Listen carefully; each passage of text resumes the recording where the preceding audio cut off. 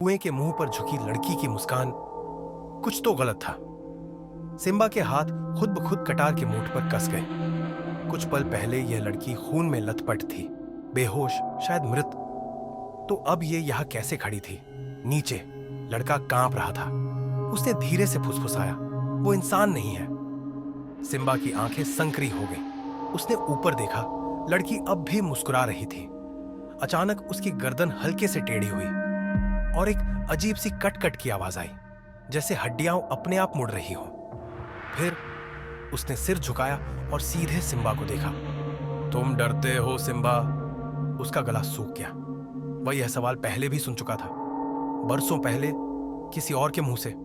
गांव वालों की हलचल ऊपर बढ़ने लगी। किसी ने लड़की को आवाज दी, बेटी तुम ठीक हो? पर वह न नहीं हिली। उसकी आंखें अब भी सिम्बा पर जमी थी।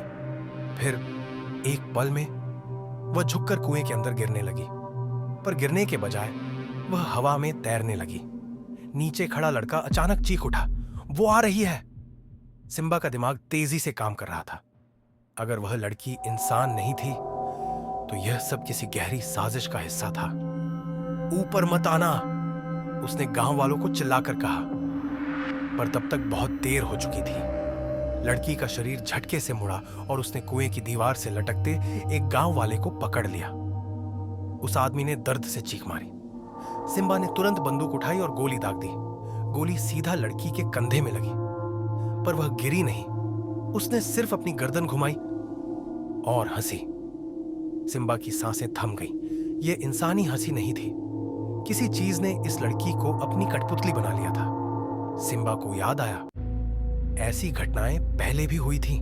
गायब होते लोग, वापस आते हुए पर बदले हुए। क्या यह कोई बीमारी थी, कोई प्रयोग, या कोई ऐसा दुश्मन जो सामने नहीं दिखता? नीचे खड़ा लड़का अब भी कांप रहा था। उसने धीरे से कहा, सिर्फ आग उसे रोक सकती है। सिम्बा को अब एक ही रास्ता दिखा, या तो भागो या इस खेल का अंत यहीं करो। उसने कमर से एक छोटी फ्लिंट लाइटर निकाली और टॉर्च से कुएं में गिरे तेल को देखा। अब आग ही जवाब थी। क्या सिम्बा आग लगाकर इस बला से छुटकारा पा सकेगा? गांव में जो रहस्यमयी घटनाएं हो रही थीं, क्या यह सब किसी वैज्ञानिक प्रयोग का हिस्सा था? इस सब का सिम्बा के अतीत से क्या संबंध है? सिम्बा की पकड़ फ्लिंट लाइटर पर मजबूत हो गई। आग, यही आखिरी रास्ता था। ऊपर गांव वाले डर के मारे पीछे हट गए थे। कुएं के मुंह पर लटकी लड़की अब भी मुस्कुरा रही थी, मानो इंसानी तकलीफों उसकी ताकत बढ़ा रही हो। नीचे खड़ा लड़का हिम्मत जुटाकर बोला, जल्दी करो वरना बहुत देर हो जाएगी। सिम्बा ने टॉर्च की रोशनी से कुएं की सतह को देखा। तेल की हल्की परत तैर रही थी, शायद पुराने दीपों या किसी पुरानी संरचना से रिसकर आया हुआ। यही उसका मौका था। उसने लाइटर जलाया।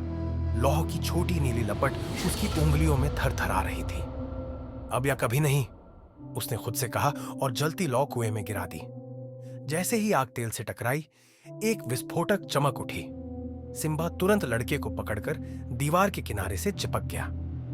ऊपर से गांव वालों की चीखें सुनाई दी। लड़की ने पहली बार अपनी मुस्कान छोड़ी। नहीं! उसकी आवाज एक गहरी गुर्राहट में बदल गई और उसका शरीर धुएं की लहरों में लहराने लगा। आग ने कुएं की दीवारों को चाटना शुरू कर दिया, उसकी परछाई को टेढ़ा मेढ़ा बना दिया। फिर वह चिल्लाई, एक भयानक कर्कश चीख, मानो किसी ने उसकी आत्मा को चीर दिया हो। सिम्बा ने अपनी आंखें कसकर बंद कर ली। यह आवाज इंसानी नहीं थी। लड़का अपने कानों को ढककर जमीन पर गिर गया। फिर अचानक सन्नाटा। सिम्बा ने धीरे से आंखें खोली। लड़की अब नहीं थी। जहां वह थी, वहां केवल राख का एक धब्बा बचा था। कुएं की आग मद्धम होने लगी। कुछ खत्म हो चुका था। पर क्या सच में सब खत्म था? जब सिम्बा ऊपर चढ़कर कुएं के बाहर निकला, गांव वाले चुपचाप खड़े थे। उनके चेहरों पर मिश्रित भाव थे, डर, राहत, अविश्वास। शिवनाथ, गांव के मुखिया, आगे बढ़े।